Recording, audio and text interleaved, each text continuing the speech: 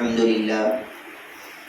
لله رب العالمين والصلاة والسلام على سيد الأنبياء وأشرف المرسلين وعلى آله وأصحابه أجمعين وعلى من تبعهم ووالاهم إلى يوم الدين. أما بعد فأعوذ بالله من الشيطان الرجيم. بسم الله الرحمن الرحيم. قال الله تبارك وتعالى في شأن حبيبه إن الله وملائكته يصلون على النبي يا أيها الذين آمنوا صلوا عليه وسلموا تسليما. اللهم صل على سيدنا وشفيعنا وحبيبنا ونبينا ومولانا محمد وعلى آل سيدنا ومولانا محمد وبارك وسلم. محترم دوستو، اللہ تبارک و تعالیٰ کا فضل و کرم ہے کہ اس نے ہم سبوں کو پیارے آقا جناب محمد رسول اللہ صلی اللہ علیہ وسلم کی مبارک امت میں پیدا فرمایا. اللہ کا کرم ہے کہ اس نے ہم سبوں کو اللہ والوں سے محبت کرنے والا بنایا اور اللہ والوں کو چاہنے والا اور اللہ والوں سے نسبتیں اور اللہ والوں کی صحبتیں اللہ تبارک و تعالیٰ نے ہم سب کو عطا فرمائے. الحمدللہ. محترم دوستو، اس مہینے میں حضور سیدنا غوث العظم رضی اللہ عنہ کا تذکرہ کیا جاتا ہے. آپ کے نام سے 11ویں شریف کا اہتمام کیا جاتا ہے، فاتحہ دلائی جاتی ہے، لوگوں کو کھانے کھلائے جاتے ہیں اور ہم لوگوں کے لیے آپ کے وسیلے سے دعائیں مانگ لی جاتی ہے. لیکن 11ویں شریف کا اصل مقصد کیا ہے؟ کیا حضور سیدنا غوث العظم رضی اللہ عنہ کا یہ مقصد تھا کہ سرکار صرف لوگوں کو کھانا کھلانا چاہتے تھے، یا حضور سیدنا غوث العظم رضی اللہ عنہ کا مقصد کیا تھا؟ کیا سرکار کا مقصد صرف یہ تھا کہ لوگ جھنڈے نکالیں اور پوری بستی میں جھنڈے پھرائے اور فاتحہ دے دے اور لوگوں کو کھانا کھلا دے، بس 11ویں ختم ہو گئی؟ لیکن سیدنا غوث العظم رضی اللہ عنہ کا یہ مقصد نہیں تھا. پیران پیر غوث اعظم رضی اللہ عنہ نے جو 11ویں شریف کا اہتمام کیا تھا اور لوگوں کو جو کھانا کھلایا کرتے تھے 11 کی رات کو، اس کی وجہ یہ ہے کہ آپ لوگوں کو علم کے لیے جمع کرنا چاہتے تھے.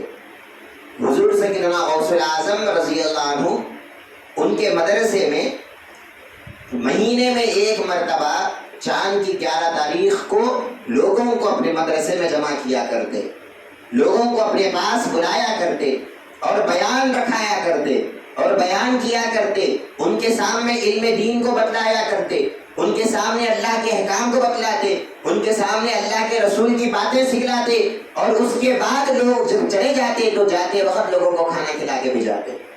بس اسی کو 11ویں کہا جاتا ہے. 11ویں کا اصل مقصد صرف فاتحہ دلانا نہیں ہے، 11ویں کا اصل مقصد صرف جھنڈے لگانا نہیں ہے، 11ویں کا اصل مقصد صرف کھانا کھلانا نہیں ہے. ہاں، ان چیزوں سے ثواب تو مل جاتا ہے، ان چیزوں کو اللہ تبارک و تعالیٰ کبھی رد نہیں کرتا، کیونکہ آپ نے اللہ کے ولی کی محبت میں یہ کام کیا ہے تو اللہ تبارک و تعالیٰ اس کام کو ضرور قبول کرے گا اور اس میں اللہ تبارک و تعالیٰ ثواب بھی عطا کرے گا. لیکن 11ویں شریف کا اصل مقصد یہ نہیں تھا جو سیدنا غوث العظم رضی اللہ عنہ نے یہ کام کو شروع کیا. آپ کا مقصد یہ تھا کہ آپ اللہ کے احکام کو اور اللہ کی باتوں کو لوگوں تک پہنچانا چاہتے تھے، اللہ کی باتوں کو، رسول اللہ صلی اللہ علیہ وسلم کی باتوں کو لوگوں تک پہنچانا چاہتے تھے. بس اسی لیے آپ نے 11ویں شریف کا اہتمام کیا. آج ہم لوگوں نے کیا کیا؟ حضور سیدنا غوث العظم رضی اللہ عنہ کی محبت میں ہم نے کھانے کھلانے کا اہتمام تو کر لیا، ہم فاتحہ کا انتظام تو کر لیے، ہم جھنڈوں کا انتظام تو کر لیے، لیکن افسوس کی بات یہ ہے کہ سیدنا غوث العظم رضی اللہ عنہ نے جس علم کے لیے اس 11ویں شریف کو اہتمام کیا تھا، ہم نے اس علم کو چھوڑ دیا. ہم نے حضور سیدنا غوث العظم کے اس طریقے کو چھوڑ دیا. حضور سیدنا غوث العظم رضی اللہ عنہ کے ان ارشادات کو اور ان بیانات کو اور ان تعلیمات کو ہم پسے پشت ڈال دیے اور چھوڑ دیے، اور یہ سمجھ رہے ہیں کہ ہم نے 11ویں کا حق ادا کر لیا. لیکن یاد رکھیے 11ویں کا حق اس سے ادا ہونے والا نہیں ہے، بلکہ جب ہم غوث اعظم سرکار کے تعلیمات پر عمل کریں گے اور सैयदना गौसे आजम सरकार के इरशादात को सुनेंगे, समझेंगे और उसको अपनी जिंदगी में उतारेंगे, तब कहीं जाकर हुजूर सैयदना गौसे आजम भी हमारी जिंदगी से खुश हो जाएंगे। सैयदना गौसे आजम रज़ी अल्लाह अन्हु के यूं तो बहुत सारे बयानात हैं जो आप लोगों के सामने किया करते थे, और बहुत बड़ी बड़ी बातें हैं जो सरकार गौसे आजम लोगों के सामने बयान किया करते थे। जब सरकार बयान किया करते तो आपकी मजलिस में, हर मजलिस में आपके 70,000 से लेकर 1 लाख तक लोग जमा हुआ करते। सिर्फ आप जब बयान करते तो सामने 50-60 लोग नहीं हुआ करते, बल्कि जब आप बयान करते तो सामने 70,000 से 1 लाख तक की पब्लिक हुआ करती, और सरकार गौसे आजम 100 लोगों को बयान किया करते। और बड़ी बात यह है कि इन 70,000 या 1 लाख लोगों में आधे लोग सिर्फ बड़े बड़े उलमा होते और आलिम होते।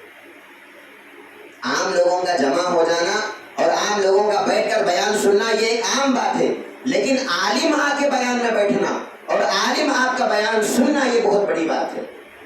क्योंकि जो आलिम होता है वो खुद ये कहता है कि भाई मैं खुद आलिम हूँ, मुझे दूसरों का बयान सुनने की क्या जरूरत है, मुझे खुद अल्लाह की बातें मालूम है, मुझे खुद रसूलुल्लाह सल्लल्लाहु अलैहि वसल्लम की अहादीस मालूम है, मुझे खुद दीन सारा का सारा मालूम है, मुझे दूसरे आलिम का बयान सुनने की क्या जरूरत है। हर आलिम बस यही समझता है। लेकिन सैयदना गौसुल आजम रज़ी अल्लाह अन्हु का इल्म देखो आप, और आपका कमाल देखो आप कि जब आप बयान करते तो सबसे ज्यादा उलमा और आलिम आपकी सोहबत में आकर बैठते, और सब आलिम ये कहते कि हमारे पास जितना भी इल्म है सैयदना गौसुल आजम के पास इससे भी ज्यादा इल्म है जो हम वहां तक पहुंच नहीं सकते। आज हम उस इल्म को छोड़ दिए, आज हम सैयदना गौसुल आजम के उस तालीमात को छोड़ दिए, फिर हम ये कहते हैं कि हम गौसे आजम से मोहब्बत करने वाले हैं। एक आलिम साहब थे, बहुत बड़े आलिम साहब थे, चोटी के आलिम साहब थे, सैयदना गौसुल आजम रज़ी अल्लाह अन्हु की सोहबत में आकर बैठे। सैयदना गौसुल आजम रज़ी अल्लाह अन्हु की जब महफिल शुरू हुई तो एक खिरात पढ़ने वाले ने खिरात पढ़ा। जलसे की शुरुआत इसी तरह होती है कि पहले खिरात पढ़ने वाला खिरात पढ़ता है, उसके बाद नाते शरीफ पढ़ी जाती है, उसके बाद बयान शुरू होता। तो एक खिरात पढ़ने वाले ने खिरात पढ़ा और कुरान की कोई एक आयत उसने खिरात में पढ़ी। सैयदना गौसुल आजम रज़ी अल्लाह अन्हु ने जब खिरात खत्म हुई तो आप बयान करना शुरू किए, और वो जो एक खिरात जो पढ़ा था और उस खिरात में जो एक आयत पढ़ा था, सैयदना गौसुल आजम रज़ी अल्लाह अन्हु उस एक आयत की तफसीर बयान कर रहे हैं और उस एक आयत का माना बयान कर रहे हैं। सामने बहुत बड़े बड़े उलमा बैठे हुए हैं। आप क्या करते हैं, उस आयत का एक माना बतलाते हैं और कहते हैं कि वो आलिम साहब जो थे, बहुत बड़े आलिम साहब थे, उनसे पूछते हैं कि क्या आपको ये माना मालूम है जो मैं बताया। तो उन्होंने आलिम थे, उन्होंने कहते हैं कि हाँ मुझे ये माना मालूम है। तो सैयदना गौसुल आजम ने उसी आयत का एक दूसरा माना बतलाया और कहा कि क्या आपको ये माना भी मालूम है। तो वो कहते हैं कि हाँ मुझे ये भी मालूम है। सैयदना गौसुल आजम ने तीसरा माना बतलाया, एक आयत के 3 माने बताए, अलग अलग माने, और कहा कि क्या आपको ये भी मालूम है। वो आलिम थे, उन्होंने बोले कि हाँ मुझे ये भी मालूम है। सैयदना गौसुल आजम रज़ी अल्लाह अन्हु ने एक एक करते करते 11 माने एक आयत के बतला दिए। आयत एक ही है लेकिन उसके अलग अलग माने हैं, उसके अलग अलग मफाहिम हैं, उसके अलग अलग तर्जुमे हैं, अलग अलग तफसीरें हैं। सैयदना गौसुल आजम जब कर रहे हैं 11 माने बयान कर दिए। अब वो आलिम साहब कहते हैं कि हाँ मुझे ये भी मालूम है। तो सैयदना गौसुल आजम रज़ी अल्लाह अन्हु अब 12वां माना उस आयत का बयान करते हैं। जब 12वीं तफसीर करते हैं और 12वां माना बयान करते हैं, वो आलिम साहब कहते हैं कि हुजूर मुझे ये माना नहीं मालूम था। सैयदना गौसुल आजम 13वां माना बयान करते हैं, 14वां माना बयान करते हैं, 15वां माना बयान करते हैं। आयत तो एक ही है लेकिन उस एक आयत की तफसीर बयान करते करते करते 40 तफसीरें हुजूर गौसे आजम के सामने बयान करते। 100 अलग अलग माने हैं, अलग अलग तफसीरें हैं, अलग अलग तर्जुमे हैं, अलग अलग मफाहिम हैं, अलग अलग फहम है। जब सैयदना गौसुल आजम 40 माने बयान करते हैं, वो आलिम साहब हैरान हो जाते हैं, कहते हैं कि सरकार मुझे तो सिर्फ 11 माने मालूम थे, बाकी के माने मालूम नहीं थे। सरकार फरमाते हैं कि ये हमारा इल्म है कि हम 40 माने बयान करते हैं, और 40 माने बयान करने के बाद सरकार फरमाते हैं रजाना मिनल क़ाली इलल हाल। सरकार फरमाते हैं कि ये तो सिर्फ बोलने वाली बातें थी, ये तो सिर्फ बयान करने वाली बातें थी, असल बात तो ये है कि हमारा हाल कितना है, ہم کو اللہ پر یقین کتنا ہے. 40 نہیں، اگر میں چاہوں تو 400 میں بھی بیان کر دوں اور تم سنتے سنتے پریشان ہو جاؤ گے. لیکن اصل بات ترجمے بیان کرنا نہیں ہے، اصل بات بیان کرنا نہیں ہے، اصل بات تو تمہارا حال بیان بنانا ہے کہ تمہارا حال کتنا بنا.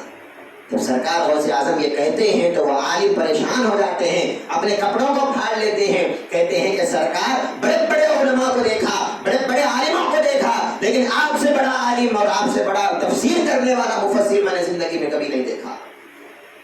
ہم سیدنا غوث الاعظم کو صرف اللہ کے ولی بول کے وہاں تک رکھ دیے ہیں.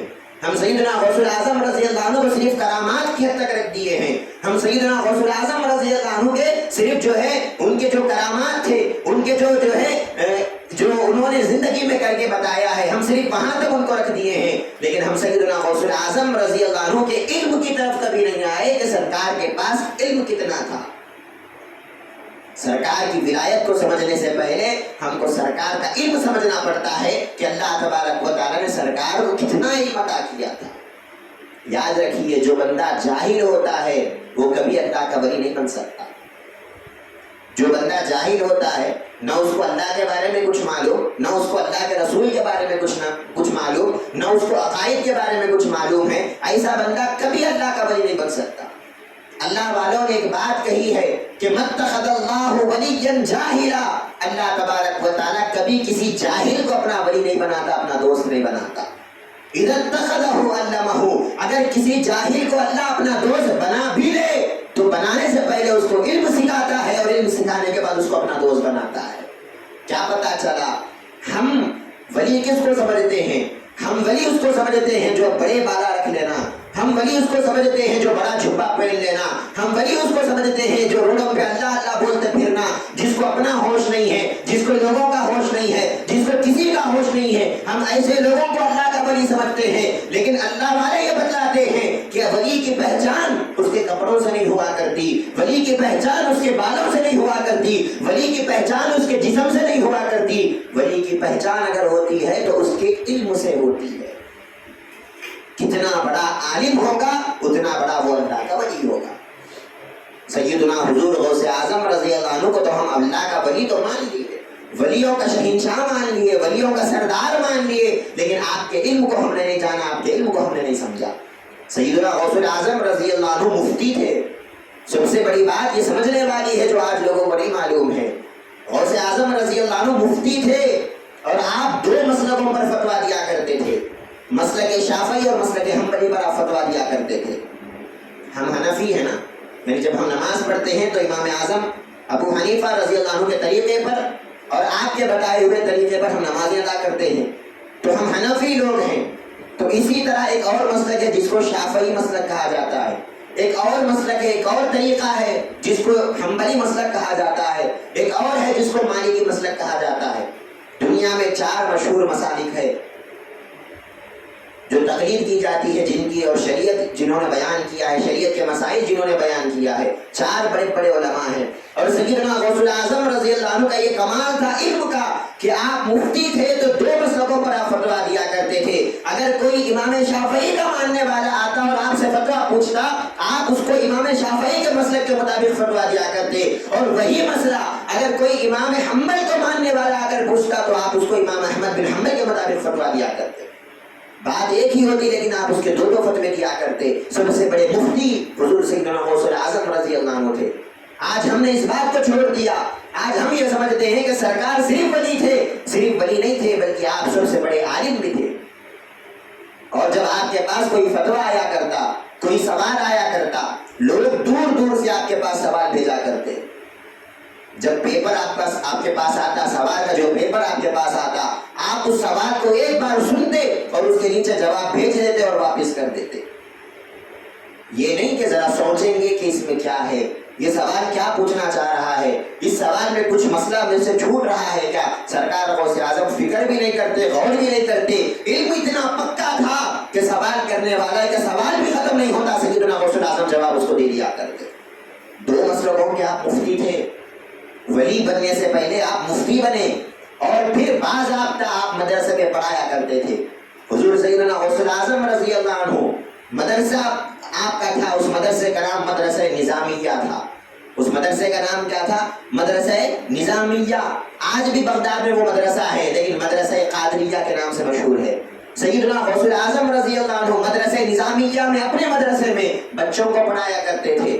کیا پڑھاتے تھے سرکار غوث اعظم؟ سرکار غوث اعظم ان کو قرآن پڑھایا کرتے تھے. سرکار غوث اعظم قرآن کی تفسیر ان کو پڑھایا کرتے تھے, حدیث ان کو پڑھایا کرتے تھے, فقہ ان کو بتلایا کرتے تھے, مسئلے مسائل ان کو سکھایا کرتے تھے, تصوف ان کو بتلایا کرتے تھے, اسلام کے عقائد ان کو سکھایا کرتے تھے, منطق و فلسفہ ان کو سکھایا کرتے تھے. پہلے سرکار غوث اعظم لوگوں کو پڑھائے, کئی سال آپ پروفیسر رہے اور مدرسے میں بچوں کو پڑھاتے رہے. آج ہم غوث اعظم سرکار کو صرف ولی کی حد تک رکھ دیے. سرکار غوث اعظم صرف ولایت کے شہنشاہ نہیں ہیں, آپ علم کے بھی شہنشاہ ہے, اور علم میں بھی آپ کا کوئی ثانی نہیں ہے, آپ کے جیسا کوئی انسان نہیں ہے. اس بات کو کون بیان کرے؟ سیدنا غوث الاعظم رضی اللہ عنہ کے پاس ایک مرتبہ 11 عالمہ آئے, بڑے بڑے علماء, اور دل میں ایک سوال لے کر آئے کہ ہم ایک کام کریں گے, سیدنا غوث الاعظم رضی اللہ عنہ کے بیان میں جائیں گے اور آپ کے بیان میں 70,000 لوگ بیٹھے ہوئے ہوں گے. ہم جائیں گے اور سیدنا غوث الاعظم سے ایک سوال کریں گے, اور ایسا سوال کہ اگر سیدنا غوث الاعظم چاہے بھی تو اس کا جواب نہیں دے سکتا. بھائی عام آدمی اگر سوال کرا تو چھوٹے چھوٹے مسئلے پوچھتا. عام آدمی سوال کرا تو کیا کریں گا؟ حضرت وضو کے کتنے فرض ہے, وضو کیسا ٹوٹتا, چھوٹے چھوٹے مسئلے عام انسان پوچھتا. لیکن جب عالم سوال کرتا تو چھوٹی باتیں نہیں پوچھتا, انہیں بہت باریک بات پوچھتا, بہت بڑی بات پوچھتا. تو 11 بڑے بڑے علماء حضور سیدنا غوث الاعظم رضی اللہ عنہ کے پاس آئے, اور دل میں یہ ارادہ تھا کہ ہم 11 سوال, ایک ایک عالم ایک ایک سوال کرے گا, اور سیدنا غوث الاعظم اس کا جواب نہیں دے سکیں گے, لوگوں کے سامنے آپ کی بے عزتی ہو جائے گی. اس نیت کو لے کر 11 علماء آئے, آ کر سیدنا غوث الاعظم رضی اللہ عنہ کی صحبت میں بیٹھے. جب آپ کے پاس بیٹھے, سیدنا غوث الاعظم کا بیان سنے, سیدنا غوث الاعظم کی تعلیمات سنے, جیسے ہی سرکار کا بیان سنے اس بیان میں کھو گئے اور اپنا سوال بھول گئے. کیا سوال لے کر آئے تھے وہ بھول گئے, بس آپ کے بیان میں کھو گئے. جب آپ کا بیان ختم ہو گیا تو سیدنا غوث الاعظم رضی اللہ عنہ نے ان 11 عالموں کو بلایا اور ان کا نام لے کر کہا کہ تمہارے دل میں یہ سوال تھا, تم یہ مجھ سے پوچھنے والے تھے. وہ لوگ تو سوال بھی بھول گئے تھے. سیدنا غوث اعظم خود ان کا سوال بھی ان کو یاد دلائے, پھر اس کا آنسر بھی سیدنا غوث اعظم نے بتلایا کہ تمہارا سوال یہ تھا اور اس کا آنسر یہ ہے, تمہارا سوال یہ تھا اور اس کا جواب یہ ہے, تمہارا سوال یہ ہے اس کا جواب یہ ہے. 11 عالمہ سرکار کے پاس آئے, اپنا اپنا سوال بتائے. سرکار غوث اعظم نے ان 11 سوالوں کے جواب دے دیا اور بتلا دیا. بڑے بڑے علماء دنیا میں آئے ہیں لیکن غوث اعظم سے بڑا عالم دنیا میں پیدا نہیں ہوا. بتائیے آپ, یہ راستہ لوگوں کو کون بتائے, یہ باتیں لوگوں کو کون سکھائے؟ آج ہم سیدنا غوث اعظم کو صرف 11ویں کی حد تک رکھ دیے. آج ہم غوث اعظم سرکار کو صرف فاتحہ اور جھنڈوں کی حد تک رکھ دیے, لیکن سیدنا غوث اعظم کے علم کو ہم سمجھنے کی کوشش نہیں کیے کہ سرکار غوث اعظم کے پاس کتنا علم تھا. آپ خود فرماتے ہیں درست العلم حتی صرت قطبا, اے لوگوں جو میں اللہ کا ولی بنا ہوں, جو میں قطب کے درجے پہ فائز ہوا ہوں. اللہ کے ولی میں بھی کئی گریڈز ہوتے ہیں, کئی درجے ہوتے ہیں. اس میں سے سب سے بڑا جو درجہ ہوتا ہے اس کو قطب کہا جاتا ہے, قطب الاقطاب کہا جاتا ہے. وہ مقام حضور سیدنا غوث الاعظم رضی اللہ عنہ کا ہے. پورے ولیوں کے سردار ہے, پورے ولیوں کے بادشاہ ہے. اور آپ کیا فرماتے ہیں کہ اے لوگوں جو میں اللہ کا ولی بنا ہوں, جو اس مقام پر پہنچا ہوں, قطبیت کے مقام پہ پہنچا ہوں, تو یہ مقام اور یہ مرتبہ چھپ کے نہیں ملا.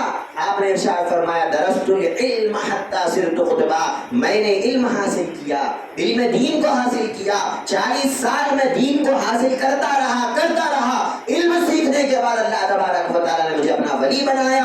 ولی نہیں بلکہ ولیوں کا سردار اللہ نے بنایا. تو ولایت کس سے ملتی ہے؟ ولایت خالی کرامتیں بتانے کا نام نہیں ہے, ولایت خالی جھنڈے نکالنے کا نام نہیں ہے, ولایت خالی بالا لمبے کر دینے کا نام نہیں ہے, ولایت خالی جبے پہن لینے کا نام نہیں ہے, بلکہ ولایت علم کا نام ہے. آپ کے پاس جتنا علم آئے گا, جتنا ایمان آئے گا, جتنا تقویٰ آئے گا, جتنا اللہ کا ڈر آپ کے دل میں پیدا ہوگا, اللہ تبارک و تعالیٰ آپ کو اتنا بڑا ولی بنائے گا. سیدنا غوث الاعظم نے سب سے پہلے علم سیکھا, اور سیدنا غوث الاعظم جیلان کے رہنے والے تھے. ہم بولتے ہیں نا عبد القادر جیلانی. جیلانی کا مطلب کیا ہے؟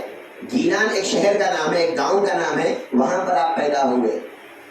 آپ کو عربی نہیں آتی تھی, آپ نے عربی سیکھا, آپ نے عربی سیکھا، جب بغداد کو آپ تشریف لے گئے، جب عربی سیکھ لیے، جب بیان کرنے کا ٹائم آیا تو آپ سوچنے لگے کہ سامنے بڑے بڑے عربی کے جاننے والے بیٹھیں گے، میں عربی سیکھا ہوں تو عربی جو سیکھتا ہے اس کو تھوڑی تھوڑی غلطیاں آتی ہیں، اور جو آلریڈی عرب والا ہے، جو عرب میں پیدا ہوا ہے، اس کو تو عربی میں غلطیاں نہیں آتی۔ تو آپ سوچ رہے ہیں اور دل میں خیال آ رہا ہے کہ میں بیان کروں گا تو لوگ عربی میں میرے غلطیاں نکالیں گے، لوگ میرے بیانوں میں غلطیاں نکالیں گے، میری لینگویج صحیح نہیں ہے، یہی سوچ کر آپ بیان نہیں کر رہے ہیں۔ ایک مرتبہ سیدنا سرکار دو عالم صلی اللہ علیہ وسلم تشریف لاتے ہیں، کہتے ہیں کہ عبد القادر جیلانی، اے غوث اعظم، تم بیان کیوں نہیں کرتے؟ تم لوگوں کے سامنے بیان کیوں نہیں کرتے؟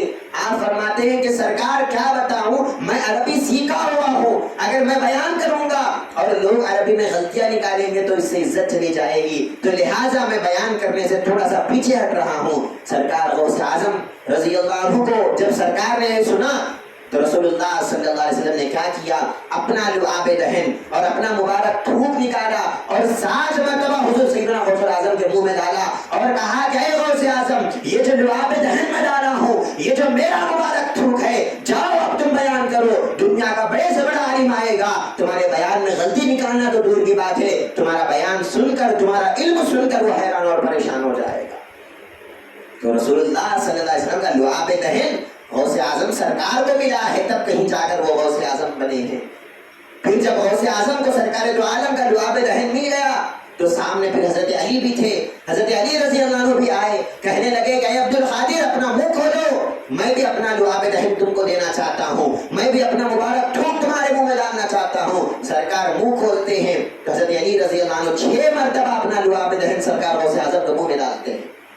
سرکار کہتے ہیں کہ اے علی، رسول اللہ صلی اللہ علیہ وسلم نے تو 7 مرتبہ جو ہے اپنا تھوک ڈالا ہے، اپنا لعاب دہن ڈالا ہے، آپ 6 مرتبہ ڈالے، آپ ایک اور مرتبہ ڈال دو۔ تو حضرت علی فرماتے ہیں کہ نہیں، میں حضرت علی ہوں، رسول اللہ کے برابر میں نہیں ہو سکتا، جب انہوں 7 مرتبہ ڈالے ہیں تو میں 6 مرتبہ ڈالوں گا۔ تو اب کیا پتا چلا، رسول اللہ صلی اللہ علیہ وسلم نے ارشاد فرمایا تھا، انا مدینۃ العلم وعلی بابھا، میں علم کا شہر ہوں اور علی اس کا دروازہ ہے۔ اگر کسی کو علم سیکھنا ہے تو میرے پاس آئے، میرے پاس جب آئے گا تو میں علم کا شہر ہوں، میرے پاس سے اس کو علم ملے گا، لیکن جب میرے پاس آ رہے ہو تو اس کا دروازہ علی ہے، علی سے ہو کر میرے پاس آؤ۔ جب حضرت علی کی نسبت سے اور آپ کی صورت سے میرے پاس آؤ گے تو میں علم کے خزانے تمہارے اوپر لٹاؤں گا۔ سیدنا غوث الاعظم سرکار حضرت علی رضی اللہ عنہ کا لعاب دہن بھی آپ کو نصیب ہوتا ہے، رسول اللہ صلی اللہ علیہ وسلم کا لعاب دہن بھی آپ کو نصیب ہوتا ہے۔ جب ان دونوں کا لعاب دہن آپ کو نصیب ہوا، جب آپ بغداد کے منبر پر چڑھتے ہیں اور جب بیان کرتے ہیں، بڑے بڑے علماء اور بڑے بڑے عربی کے جاننے والے حیران ہو جاتے ہیں کہ آخر یہ کیسا بیان کر رہے ہیں۔ تو کیا پتا چلا، ہم سیدنا غوث الاعظم رضی اللہ عنہ کو صرف کھانا کھلانے کی حد تک رکھتی ہے، صرف آپ کو 11ویں کی حد تک رکھتی ہے، سال میں ایک بار آپ کو یاد کرنا ہے، سال میں ایک بار آپ کے نام سے فاتحہ دلانا ہے، بس میں سنی ہوں، میرے محبت ختم ہو گئی۔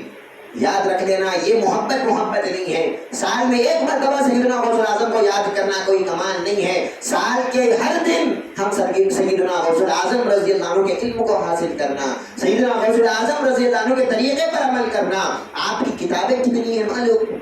سیدنا غوث الاعظم رضی اللہ عنہ نے جو کتابیں لکھی ہے، عالم کتنے بڑے ہیں وہ دیکھو آپ، عربی میں آپ نے کتابیں لکھی ہیں، فتوح الغیب آپ کی کتاب ہے، کتنی بڑی بڑی کتابیں آپ نے لکھی ہے، یہ تمام کتابوں میں کتنا علم آپ نے بیان کیا ہے اور کیسی کیسی باتیں آپ نے بولی ہے، پڑھتے ہیں تو ہماری عقل حیران ہو جاتی ہے، عقل ہماری حیران ہو جاتی ہے کہ یہ علم بھی کیا کسی کے پاس ہوگا۔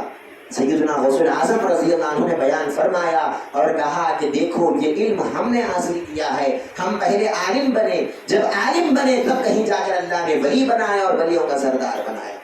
میں اس سے پہلے گزشتہ جمعے میں بھی آپ کے سامنے بات رکھا تھا کہ سیدنا غوث الاعظم ماں پیٹ اللہ کے ولی تھے، یعنی ماں کے پیٹ سے اللہ کے ولی بن کے پیدا ہوئے۔ آپ نے یہ نہیں کہا کہ بھائی میں ماں کے پیٹ سے اللہ کا ولی بن کے آیا ہوں، پھر مجھے علم سیکھنے کی کیا ضرورت ہے، پھر مجھے جو ہے دین کا علم حاصل کرنے کی کیا ضرورت ہے۔ آپ نے یہ تمام باتیں نہیں سوچا، آپ نے یہ سوچا کہ میں آلریڈی ولی ہوں تو ہوں، لیکن میں خود بھی علم حاصل کروں گا اور میں خود بھی ولی بنوں گا۔ جب آپ نے ولایت وہابی اور ولایت قصبی، یہ دو ولایتیں میں نے آپ کے سامنے بیان کیا تھا کہ ایک ولایت وہ ہوتی ہے جو اللہ گفٹ میں آپ کو عطا کرتا ہے، اور ایک ولایت وہ ہوتی ہے جو آپ محنت کر کے کوشش کر کے اس کو حاصل کر سکتے ہیں۔ سیدنا غوث الاعظم رضی اللہ عنہ کے پاس ولایت وہابی تو تھی، گفٹ میں اللہ نے ولایت تو دیا تھا، لیکن آپ نے ولایت قصبی کو بھی حاصل کیا، محنت کر کے کوشش کر کے دین کے علم کو سیکھ کر اس پر عمل کر کے آپ نے ولایت قصبی کو بھی حاصل کر لیا۔ جب یہ دو ولایتیں سیدنا غوث الاعظم کے پاس آ گئی، تب کہیں جا کر آپ ولیوں کے سردار بنے اور قطب الاقطاب بنے۔ تو بتانے کا مقصد کیا ہے؟ سیدنا غوث الاعظم رضی اللہ عنہ کا جو علم ہے، اس علم پر ہم کو عمل کرنے کی ضرورت ہے، اس علم کو سیکھنے کی ضرورت ہے، اس علم کو سمجھنے کی ضرورت ہے۔ ارے بڑے بڑے علماء جب سرکار کے پاس بیٹھتے تھے، سرکار کا علم سنتے تھے، تو پھر ہم اور آپ کہاں ہیں؟ اور ہم یہ سمجھتے ہیں کہ مجھے سب معلوم ہے، ہم کو کچھ نہیں معلوم۔ ابھی بہت کچھ سیکھنے کی ضرورت ہے، ابھی بہت کچھ سیکھنے کی ضرورت ہے۔ جب ہم سیکھتے رہیں گے، سمجھتے رہیں گے، سیدنا غوث الاعظم کے طریقے پر عمل کرتے رہیں گے، تب کہیں جا کر ہمارا 11ویں کرنا سرکار کو پسند آئے گا۔ آپ یاد رکھیے، اگر کوئی مجھ سے محبت کرنے والا ہے، مجھ سے حد سے زیادہ محبت کرتا ہے، ہمارے مدرسے کے بچے ہیں، کوئی بولتا ہے کہ مل صاحب کہہ کر محبت کر رہا ہے، اگر میں اس کو کوئی کام بولا کہ میاں ذرا جاؤ اور پانی لاؤ، میں اس کو کام بولا، میرا کام نہیں سنتا ہے، پانی لاؤ بول تو پانی نہیں لاتا ہے، پھر بولتا ہے مل صاحب میں آپ سے محبت کرتا ہوں، مل صاحب میں آپ سے محبت کرتا ہوں، تو کیا یہ محبت سچی محبت ہے؟ بھائی اگر محبت ہے تو میری بات بھی سن، اگر محبت ہے تو ذرا جا کے پانی تو لے کے آ، محبت ہے تو کچھ میرا کام سن، میں بولے سے بات پر عمل کر۔ وہ کہتا ہے کہ نہیں، آپ بولے سے بات تو سنتا نہیں، لیکن مجھے آپ سے محبت ہے۔ یاد رکھنا، یہ محبت چھوٹی محبت ہے۔ اسی طرح سیدنا غوث الاعظم رضی اللہ عنہ کا ہمارا معاملہ ہے۔ ہم بھی کیا کہتے ہیں کہ ہم کو پیران پیر سے محبت ہے، ہم کو غوث اعظم سے محبت ہے، ہم کو حضور سیدنا عبد القادر جیلانی سے تعلق ہے، ایک ربط ہے، ایک نسبت ہے، ہم آپ کے غلام ہیں، ہم آپ کے دامن کو پکڑے ہوئے ہیں، ہم غوث کا دامن زندگی بھر نہیں چھوڑیں گے۔ ہم یہ باتیں تو بڑی بڑی بولتے ہیں، لیکن جب سیدنا غوث الاعظم کچھ بیان کرتے ہیں اور اس پر عمل کرنے کا بولتے ہیں، تو ہم یہ کہتے ہیں کہ ہم سرکار کے بات پر عمل نہیں کرتے، لیکن ہم کو سرکار سے محبت ہے، سرکار کی نسبت سے ہم بچ جاتے، سرکار سے جو تعلق ہے اس تعلق سے ہم بچ جائیں گے۔ ہم کو سرکار کی بات پر عمل کرنے کی ضرورت نہیں ہے، ہم کو سرکار کی باتیں سننے کی ضرورت نہیں ہے۔ اگر کوئی اس طرح کہتا ہے اور اس طرح بولتا ہے تو یاد رکھنا، یہ اس کی محبت نہیں ہے، یہ صرف دکھاوا ہے، یہ دھوکہ ہے۔ آج ہم اسی دھوکے میں پڑے ہوئے ہیں، اور آج ہم یہ سمجھ رہے ہیں کہ ہم غوث اعظم کے چاہنے والے ہیں، غوث اعظم کے مرید ہیں، غوث اعظم کے غلام ہیں۔ یاد رکھنا، اگر ہم واقعی غوث اعظم کے غلام ہیں تو پھر غوث اعظم کے طریقے پر عمل کرنے کی ہم کو ضرورت ہے۔ غوث اعظم نے جو علم سیکھا ہے اور جس علم کے لیے آپ نے محنتیں کی ہے، مشقتیں کی ہے، آج ہم اس کو سیکھنے کی ضرورت ہے۔ آج ہم کو قرآن صحیح پڑھنے نہیں آتا، اگر قرآن پڑھنے آیا تو سمجھ میں نہیں آتا، اگر سمجھ میں آیا تو اس کی تفسیر نہیں معلوم ہوتی، اس کا معنی نہیں معلوم ہوتا، اگر صبح آ بھی گیا تو ہم قرآن پر عمل نہیں کرتے۔ اتنا صبح رکھنے کے بعد پھر ہم بولتے ہیں کہ ہم اللہ کے ولی کو چاہنے والے ہیں، ہم غوث اعظم سے نسبت رکھنے والے ہیں۔ یاد رکھنا، یہ محبت صرف نام کی محبت ہے، اگر یہ کام کی محبت بنانا ہے اور سچی محبت بنانا ہے تو ہمارا کام یہ ہونا چاہیے کہ ہم غوث اعظم سرکار کے علم پر عمل کریں، سیدنا غوث اعظم سرکار کے علم کو سیکھنے کی کوشش کریں۔ میں ابھی آپ کو بتایا ہوں، سرکار غوث اعظم ایک آیت کی 40 تفسیریں کیا کرتے تھے، ایک آیت کے 40 معنی بتلاتے تھے، اور پھر ایک معنی کو دوسرے معنی کوئی تعلق نہیں ہوتا۔ سرکار غوث اعظم الگ الگ معنی بتلاتے، آیت ایک ہی ہوتی لیکن اس کے 40 الگ معنی سے سرکار بتلا رہے ہیں۔ تو سوچو سرکار کا علم کہاں تک ہوگا، سرکار کا علم کہاں تک ہوگا؟ آج ہم اس علم کو چھوڑ دیے اور ہم صرف 11ویں کی حد تک سرکار کو پکڑ کے رکھے۔ الغرض بتانے کا مقصد یہ ہے کہ ہم کو اپنی زندگیوں کو بدلنے کی ضرورت ہے۔ جب ہم واقعی میں قادری ہے تو پھر سیدنا غوث الاعظم نے جو کتابیں لکھی ہے، جو سیدنا غوث الاعظم سرکار نے اپنے ہاتھوں سے لکھی ہوئی کتابیں سرکار غوث اعظم کی ہے، وہ کتابیں کبھی تو پڑھنا۔ اگر پڑھنے نہیں آتا تو جو غوث اعظم کی صحبت میں رہے ہیں، جو غوث اعظم کے سلسلے والے ہیں، کم سے کم ان سے رجوع ہونا، کم سے کم ان کے پاس جا کر مرید بننا، کم سے کم غوث اعظم کے سلسلے میں مرید بن کر علم سیکھنے کی کوشش کرنا۔ اللہ کے بارے میں سرکار غوث اعظم نے کیا عقیدہ بتلایا ہے، رسول اللہ صلی اللہ علیہ وسلم کے بارے میں سرکار نے کیا عقیدہ بتلایا ہے، دین کے بارے میں سرکار نے کیا کیا باتیں بتلائی ہے، یہ ساری باتیں جب ہم سیکھیں گے تب کہیں جا کر ہم شیطان سے بچ سکیں گے، ورنہ شیطان سے بچنا بچوں کا کھیل نہیں ہے۔ سیدنا غوث اعظم رضی اللہ عنہ ایک مرتبہ عبادت کر رہے ہیں، آخری بات بول کے بات ختم کر دیتا ہوں۔ सैयदना गौसुल आजम रज़ी अल्लाह अन्हु इबादत कर रहे हैं, अबर की शक्ल में शैतान आता है, सैयदना गौसुल आजम के ऊपर ऐसा अबर छाया है और उसके अंदर शैतान है, अंदर तो छुपा हुआ है, उन्हें किसको भी नहीं दिख रहा है, अबर की शक्ल में आया, आकर कहने लगा, अय गौसे आजम, अय अब्दुल कादिर जिलानी, मैं खुदा हूँ, मैं रब हूँ, मैं तुम्हारी इबादत से खुश हो गया, जाओ आज से तुम जो करना चाहते हो कर लो, आज से मैंने हलाल चीजें भी तुम पर हलाल कर दिया, हराम चीजें भी तुम पर हराम कर दिया, अब तुम जो चाहे कर लो, तुमको कोई सवाल नहीं होगा। जैसे ही सैयदना गौसुल आजम ने ये सुना तो समझ गए कि ये अबर के पीछे शैतान है। आपने फौरन पढ़ा ला हौला वला कुव्वता इल्ला बिल्लाह, निकल मरदूद। जैसे ही आपने लाहौर पढ़ा, ठाड़ होकर नीचे आके गिर गया, नीचे आके गिर गया। लेकिन गिरने के बाद भी नहीं छोड़ा, उठ के कहता है क्या गौसे आजम, तुम्हारे इल्म ने तुमको बचा लिया, वरना ये जो सूरत है अबर की सूरत में आकर जिस तरह मैं भटकाता हूँ, इस तरह मैंने 300 वलियों को भटका दिया, इस तरह मैंने बड़े बड़े वलियों को भटका दिया, तुम्हारे इल्म ने तुमको बचा लिया। गौसे आजम फरमाते हैं कि निकल मरदूद, यहाँ भी तू जो है मुझे बड़ा बना रहा है, मेरे इल्म ने मुझे नहीं बचाया, अल्लाह के फजल ने मुझे बचाया है, अल्लाह की अता ने मुझे बचाया है, मैं अपनी तरफ से नहीं बचा हूँ, अल्लाह के बचाने से बचा हूँ। याद रखिए ये शैतान वहां तक हमला करता है। गौसे आजम सरकार अपनी इबादत करके अल्लाह के वली बन के वहां तक करामतों तक पहुंचे हैं, मुर्दों को जिंदा करने वाले हैं, उतने मकाम पे जाने के बाद भी शैतान आपको भटकाने की कोशिश करता है और वहां भी शैतान नहीं छोड़ता है, तो फिर हम और आप कैसे शैतान से बच सकते हैं, जरा सोचने की जरूरत है। गौसे आजम तो पीराने पीर थे, वो आलिम भी थे, वली भी थे, वो शैतान से चुटकियों में बच गए, लेकिन हम कैसे बचेंगे शैतान के हमलों से, हम कैसे बचेंगे शैतान के वसवसों से। मरते वक्त शैतान आता है भटकाने के लिए। जब इंसान मरता है तो उसकी क्या हालत होती है, एक तरफ उसको मौत की तकलीफ हो रही होती है, दूसरी तरफ मौत का फरिश्ता सामने खड़ा हुआ है, तीसरी तरफ मरने वालों को जन्नत और दोज़ख दिखाई जाती है आंखों के सामने, वो जन्नत को भी देखता है, दोज़ख को भी देखता है। यहाँ पर घर वाले उसके रो रहे होते हैं कि हमारे इन्हों मर जा रहे, हमारे उन्हों चले जा रहे, घर वाले यहाँ पर रो रहे हैं, एक तरफ शैतान खड़ा हुआ है, एक तरफ यहाँ पर मलकुल मौत, मौत का फरिश्ता खड़ा हुआ है, एक तरफ जन्नत दिखाई जा रही है, एक तरफ दोज़ख दिखाई जा रही है। जरा सोच के देखो कि उस वक्त वो मरने वाले का आलम क्या होगा, और वो मरने वाले को जो प्यास होगी मरते वक्त, जो पानी की तौस जिसको हम बोलते हैं, वो जो लगेगी पानी की प्यास, वो कहेगा कि पानी पिलाओ, पानी पिलाओ, लेकिन बोल नहीं सकेगा, आसपास वालों को मालूम नहीं होगा कि उसको प्यास लग रही है, क्योंकि मौत का वक्त आ गया ना, बोलने की ताकत चले गई, उसको प्यास लग रही होती है। ऐसे वक्त शैतान ठंडा पानी एक कटोरी में लेकर आता है और आकर कहता है कि ए बंदे, बस तू मुझे खुदा मान ले, ये ठंडा पानी तुझे पिला दूंगा। उस वक्त जो प्यास लगेगी और उस वक्त जो आलम होगा उस बंदे का कि एक तरफ घर वाले रो रहे हैं, एक तरफ जन्नत है, एक तरफ दोज़ख है, एक तरफ शैतान खड़ा हुआ है, एक तरफ मौत का फरिश्ता खड़ा हुआ है, दूसरी तरफ मौत की तकलीफ हो रही है, इन तमाम हालों में वो अपनी प्यास को बुझाने की फिक्र करेगा। वो कहेगा कि ठीक है, मैं तुझे रब मान लिया, पानी दे दे। जैसे ही रब मान लिया बोला, शैतान वो कटोरे को उठा कर देता है, पानी गिरा देता है और कहता है कि मैं आज कामयाब हो गया, एक बंदे को मैंने भटका दिया। अब वो खुशी खुशी अपनी तरफ चले जाता है, अपने खानदान वालों की तरफ चले जाता है। लेकिन याद रखिए, वैसे हालत में शैतान से बचना है और उस हालत में हमारी जबान से कलिमा नसीब होना है तो कैसे निकलेगा।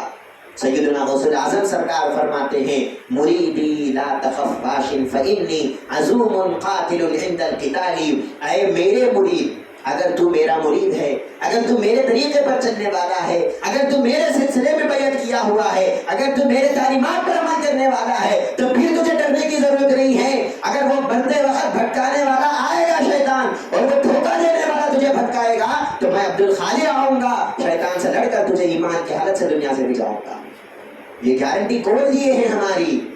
जनाबे पीर ने जिम्मा लिया है पर्दा पोशी का, मुरीद उनका किसी सूरत में रुसवा हो नहीं सकता। जनाबे पीर साहब कोई आका हो नहीं सकता, ये वो आका है जिनका मिस्ल पैदा हो नहीं सकता। सरकार गौसे आजम फरमाते हैं, अगर मेरा मुरीद मशरिक में मर रहा होगा, ईस्ट में मेरा मुरीद होगा, मर रहा होगा, और मैं वेस्ट में होऊंगा, मैं मगरिब में होऊंगा, लेकिन फिर भी मैं मेरे मुरीद को बेईमान मरने नहीं दूंगा। जब मेरा मुरीद मरेगा तो ईमान की हालत में दुनिया से जाएगा। ये कौन से मुरीद की बात चल रही है? खाली गौस का दामन नहीं छोड़ेंगे बोलने वाले की बात नहीं हो रही है, वो तो हर इंसान यही कहता है कि गौस का दामन नहीं छोड़ेंगे। صرف نام کا مرید نہیں ہو رہا ہے بلکہ کام کے مرید کی یہاں پر بات چل رہی ہے. جو مرید سیدنا غوث الاعظم کے علم کو حاصل کرتا ہے, غوث اعظم سرکار کے علم پر عمل کرنے کی کوشش کرتا ہے, سرکار غوث اعظم اس کے لیے بول رہے ہیں کہ تجھے ڈرنے کی ضرورت نہیں ہے, کیونکہ تو ساری زندگی میرے سنتوں پر چلتا رہا, میرے طریقے پر چلتا رہا, میرے بولے ہوئے باتوں کو سنتا رہا, تو پھر تجھے ڈرنے کی کیا ضرورت ہے. جب وہ بھٹکانے کے لیے آئے گا تو میں آؤں گا, تجھے بچاؤں گا. تو الغرض میرے دوستوں بتانے کا مقصد کیا ہے, سیدنا غوث الاعظم سرکار کو آج ہم صرف ولایت کی حد تک رکھ دیے, ولی بول کے ہم ان کی تذکرے کو ختم کر دیتے, لیکن یاد رکھ لینا صرف ولایت ان کا کمال نہیں ہے, کرامت ان کا کمال نہیں ہے. ارے کرامت تو چھوٹے چھوٹے ولی ابھی بتا کے چلے گئے, ہر ولی کرامت بتا کے چلے گیا, ہر ولی کوئی نہ کوئی کرامت بتلاتا ہے. جس کے پاس کرامت ہے بس وہ اللہ کا ولی ہے, ایسا ضروری نہیں ہے ہر ولی کرامت بتائے. غوث اعظم کا کمال کیا ہے, اگر انہوں بھی کرامت بتائے تو وہ جو چھوٹے چھوٹے ولی بھی بتائے. سیدنا غوث الاعظم جو بڑے ہیں تو ان کا بڑاپن کیا ہے, ان کا بڑاپن کرامت نہیں ہے, ان کا بڑاپن مردوں کو زندہ کرنا نہیں ہے, ان کا بڑاپن پانی پہ چلنا نہیں ہے, ان کا بڑاپن پانی میں ڈوبی ہوئی کشتی کو نکالنا نہیں ہے. ان کا بڑاپن یہ ہے کہ وہ لاکھوں کروڑوں گنہگاروں کو اسلام کی دعوت دے کر مسلمان بناتے ہیں, لاکھوں کروڑوں اللہ کے نافرمانوں کو اللہ کے ولی بناتے ہیں. چور جب ان کے پاس آتا ہے تو اس کو ولی اور ابدال بنا کر یہاں سے بھیج دیتے ہیں. یہ غوث اعظم کا کمال ہے. غوث اعظم اپنے پاس آنے والوں کو ولی بناتے ہیں, یہ غوث اعظم کا کمال ہے. غوث اعظم اپنے پاس آنے والوں کو اللہ والا بناتے ہیں, یہ غوث اعظم کا کمال ہے. غوث اعظم جب نماز پڑھا کرتے, روایتوں میں آتا ہے جب نماز پڑھا کرتے آپ کے پیچھے جو لوگ ٹھہرتے تو سرکار غوث اعظم نماز پڑھانے کے بعد السلام علیکم ورحمۃ اللہ بول کے جب سیدھی طرف سلام پھرتے, اللہ تبارک و تعالیٰ ان کے سیدھے طرف جتنے لوگ ٹھہرے ہوئے ہیں سب کو اپنا ولی بنا لیتا. اور جب وہ السلام علیکم کہہ کر بائیں طرف سلام پھیرتے, بائیں طرف جب سلام پھیرتے, یہاں پر جتنے لوگ ہیں بائیں طرف, اللہ تبارک و تعالیٰ ان سب کو بڑا عالم بنا دیتا اور علماء کی فہرست میں ان کو شامل کر دیتا. غوث اعظم صرف ولایت کو بانٹنے والے نہیں ہیں, غوث اعظم علم کو بانٹنے والے بھی ہیں. غوث اعظم کا نام کیا ہے, غوث اعظم کا نام محی الدین ہے. غوث اعظم کا ایک لقب ہے نا محی الدین. کیا معنی ہے محی الدین کا, محی الدین کا معنی ہے دین کو زندہ کرنے والا. غوث اعظم کا لقب محی الدین ہے, وہ دین کو زندہ کرنے والے ہیں. یاد رکھنا دین کرامتوں سے زندہ نہیں ہوتا, دین صرف مردوں کو زندہ کرنے سے زندہ نہیں ہوتا, دین پانی میں ڈوبی ہوئی کشتی کو نکالنے سے زندہ نہیں ہوتا. دین اگر زندہ ہوتا ہے تو صرف علم سے دین زندہ ہوتا ہے. سرکار دو عالم صلی اللہ علیہ وسلم ارشاد فرماتے ہیں العلم حیات الاسلام و عماد الدین, جو علم ہے یہ علم اسلام کی زندگی ہے. اسلام کی زندگی اگر ہے تو کس سے ہے, علم سے ہے. سرکار غوث اعظم جب دین کو زندہ کر رہے ہیں تو کرامتوں سے زندہ نہیں کرتے ہیں بلکہ علم سے سرکار دین کو زندہ کرتے ہیں. آج ہم اس علم کو چھوڑ دیے اور خالی کرامتوں کو پکڑ کے بیٹھ گئے اور پھر یہ بولتے ہیں کہ میں غوث اعظم کا چاہنے والا ہوں. یاد رکھنا یہ محبت ہم کو, ہاں تھوڑا بہت ثواب آپ کو مل جائے گا 11ویں کا, جھنڈے نکالنے کا ثواب اللہ آپ کو دے دے گا, کھانا کھلانے کا ثواب اللہ آپ کو دے دے گا, فاتحہ کرانے کا ثواب اللہ آپ کو دے دے گا. لیکن وہ جو مقصد تھا غوث اعظم کا, جس مقصد کے لیے آپ نے 11ویں کا اہتمام کیا تھا, وہ مقصد ہم کو ہاتھ نہیں آئے گا. اگر غوث اعظم کو خوش کرنا ہے تو 11ویں کرو, اور 11ویں کرنے کے ساتھ ساتھ غوث اعظم کے علم کو حاصل کرنے کی کوشش کرو, غوث اعظم کے طریقے پر عمل کرنے کی کوشش کرو. تب کہیں جا کر اللہ بھی ہم سے خوش ہو جائے گا, رسول اللہ صلی اللہ علیہ وسلم بھی ہم سے خوش ہو جائیں گے, اور پیرانے پیر غوث اعظم بھی ہم سے خوش ہو جائیں گے. اللہ تبارک و تعالیٰ سے میں دعا کرتا ہوں کہ جو ہم بولتے ہیں سنتے ہیں اللہ تبارک و تعالیٰ عمل کرنے کی توفیق عطا فرمائے. سیدنا غوث الاعظم سرکار کا حقیقی غلام اللہ تبارک و تعالیٰ ہم سب کو بنائے, اور سیدنا غوث الاعظم سرکار کے طریقے پر اور آپ کے تعلیمات پر عمل کرنے کے اللہ ہم سب کو توفیق عطا فرمائے. وما علینا الا البلاغ. السلام علیکم ورحمۃ اللہ وبرکاتہ.